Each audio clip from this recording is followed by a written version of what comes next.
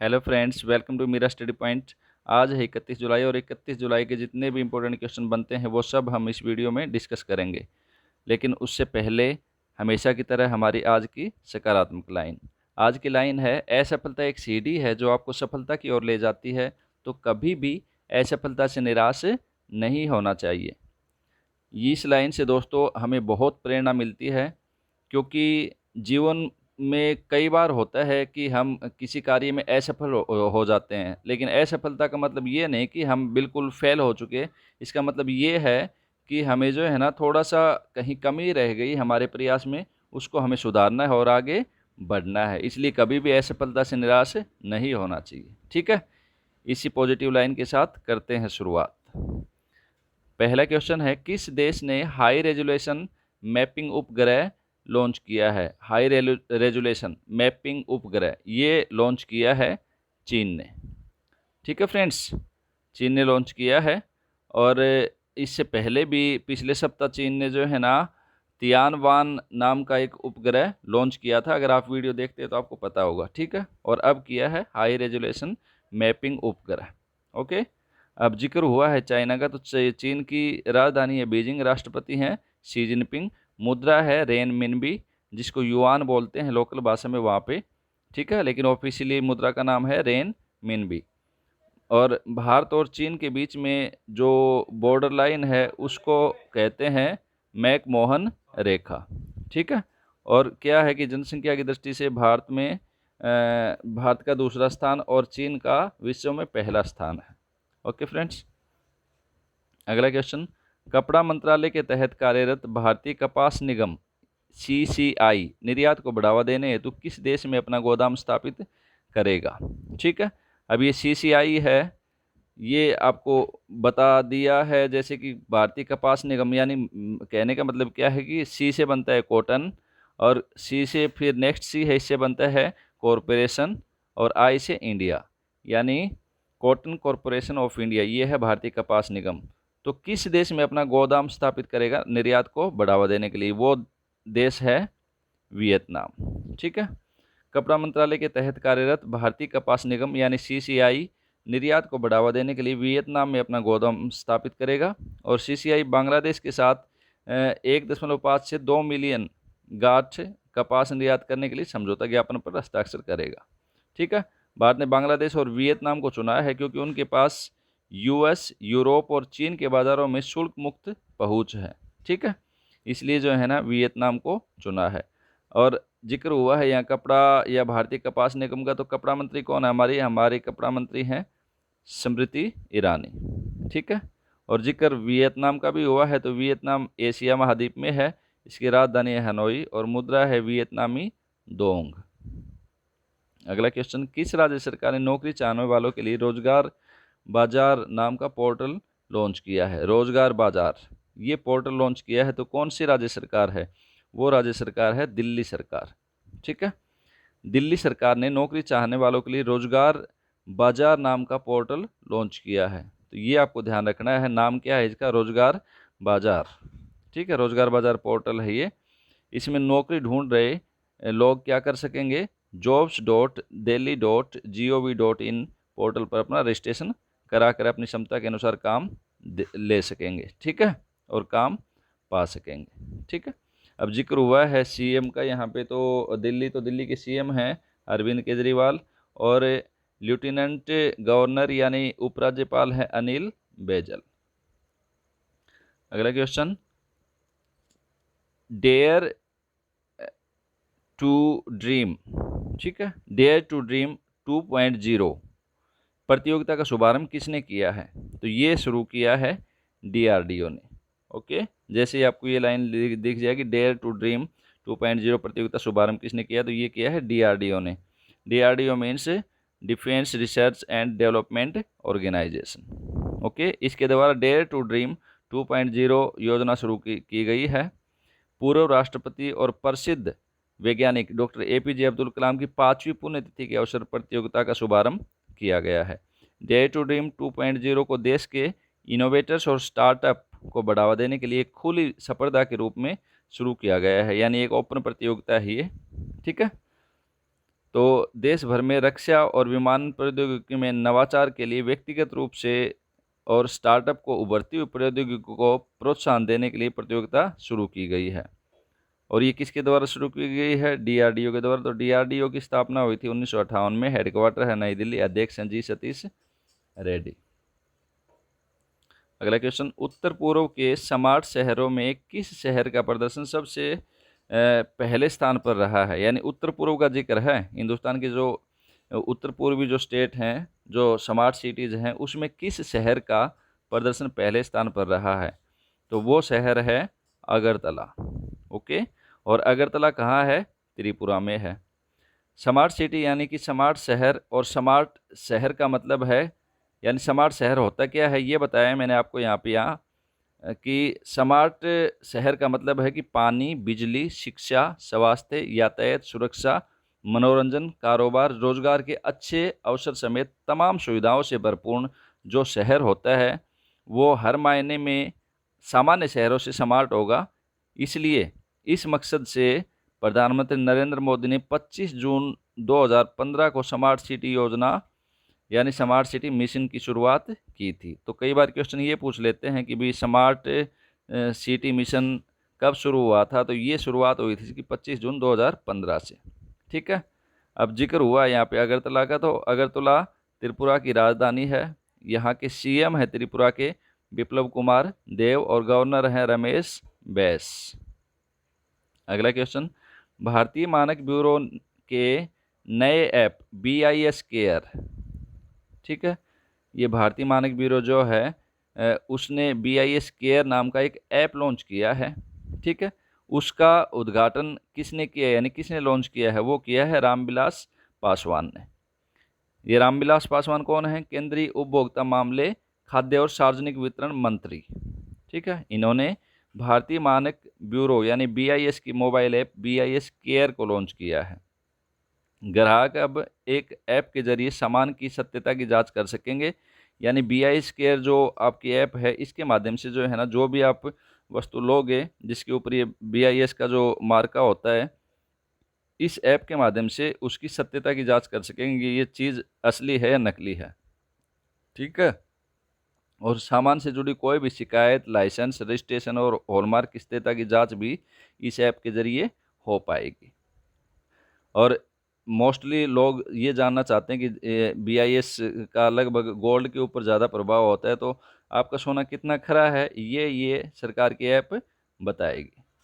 ठीक है, अब ये जिक्र हुआ है BIS का, तो BIS के बारे में बताया है मैंने यहाँ आपको, the bureau of Indian standard. ये BIS का फुल फॉर्म है, ब्यूरो ऑफ इंडियन स्टैंडर्ड्स, यानी भारतीय मानक ब्यूरो। भारत में राष्ट्रीय मानक निर्धारित करने वाली संस्था है ये उपभोक्ता मामलों, खाद्य एवं सार्वजनिक वितरण मंत्रालय के अधीन काम करती है। इसकी स्थापना हुई थी 1986 में BIS की, और हेडक्वार्टर है नई दिल्ली में। ये एडिशनल पॉइंट अच्छे तरीके से ध्यान कर लिया करो दोस्तों। अगला क्वेश्चन है, हाल ही में premier leagues golden boot football award किसने जीता है? Premier leagues golden boot football award किसने जीता है? तो ये जीता है जेमी वर्डी ने। इंग्लैंड के खिलाड़ी जेमी वर्डी ने Premier leagues golden boot football award जीत लिया है।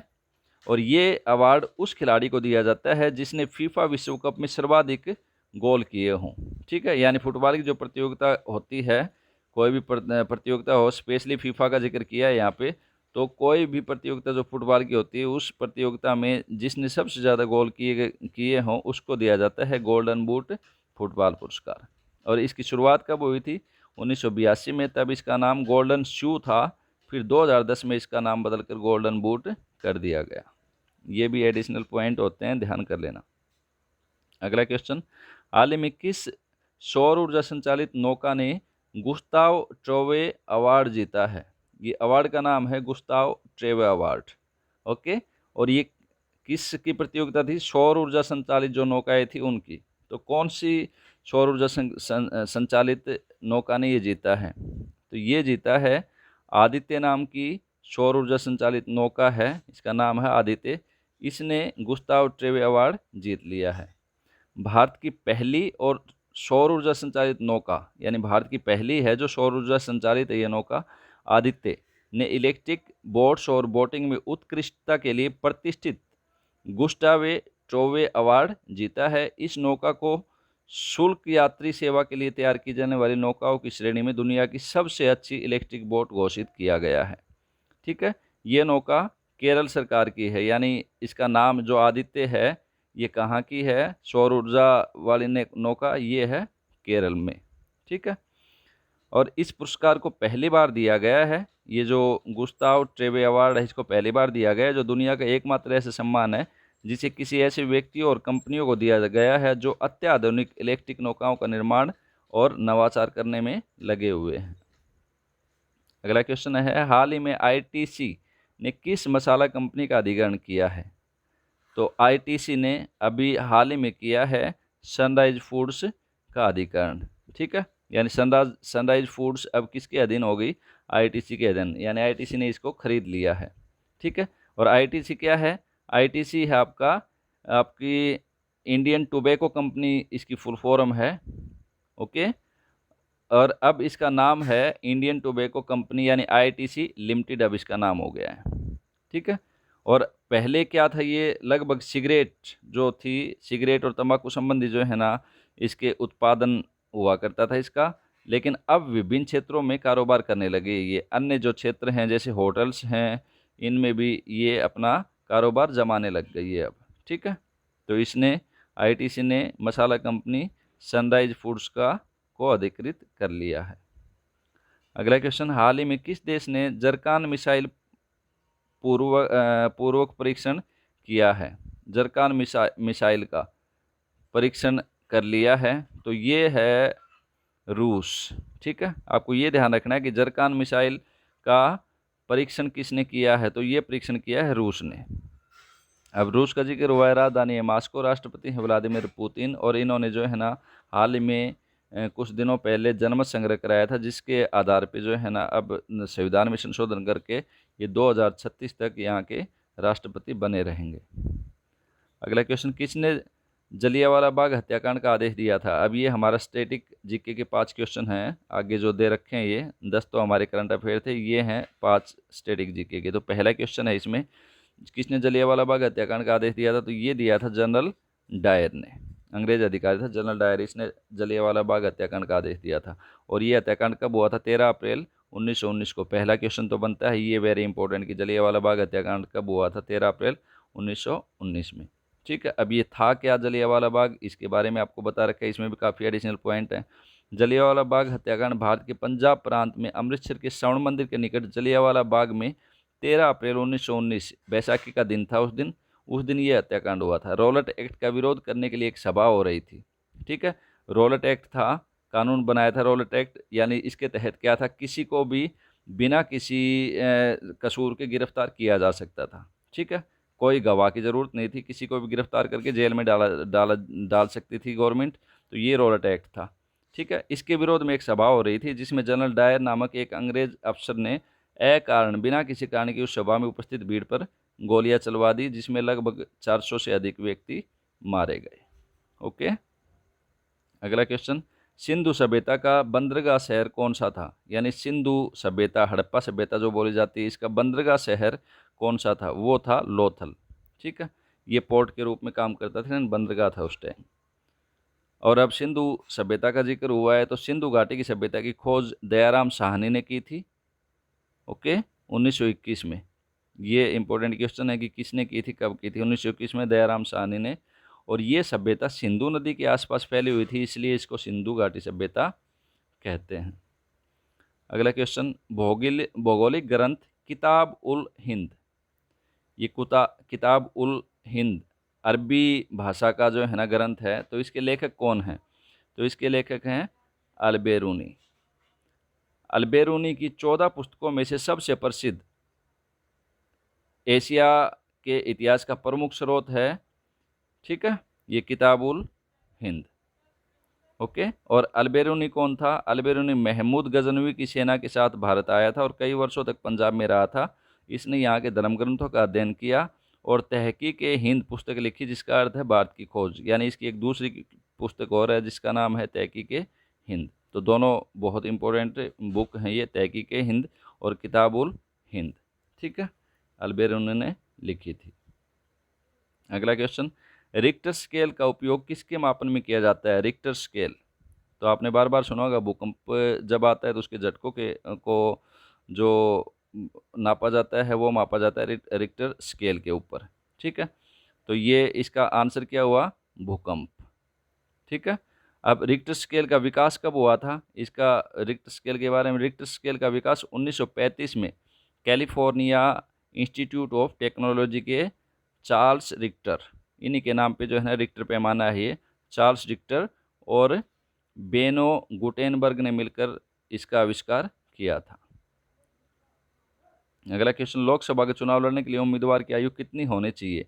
तो लोकसभा इलेक्शन के लिए उम्मीदवार की आयु होनी चाहिए 25 वर्ष। कम से कम 25 वर्ष जिसने पूरे कर लिए हों वही जो है ना लोकसभा के लिए चुनाव लड़ सकता है। ओके, यहाँ एडिशन पॉइंट और दिए मैंने आपके लिए। लोकसभा का सदस्य बनने के लिए न्यूनतम आयु 25 वर्ष, जबकि राज्यसभा का सदस्य बनने के लिए न्यूनतम आयु होनी चाहिए 30 वर्ष। इसी प्रकार से राज्य की विधानसभा, जैसे राज्य के एमएलए बनते हैं तो उनका सदस्य बनने के लिए न्यूनतम आयु 25 वर्ष, और राज्य की जो विधान परिषद होती हैं उनका सदस्य बनने के लिए आयु 30 वर्ष होनी चाहिए। ओके, तो ये था आज का करंट अफेयर और स्टैटिक जीके का पोर्शन। आशा है आपको खूब पसंद आया होगा। पसंद आया तो लाइक शेयर करना और वीडियो को सब्सक्राइब करना। लगे रहिए अपनी पढ़ाई पे, एक दिन मंजिल मिल जाएगी। इन्हीं शुभकामनाओं के साथ wish you all the best.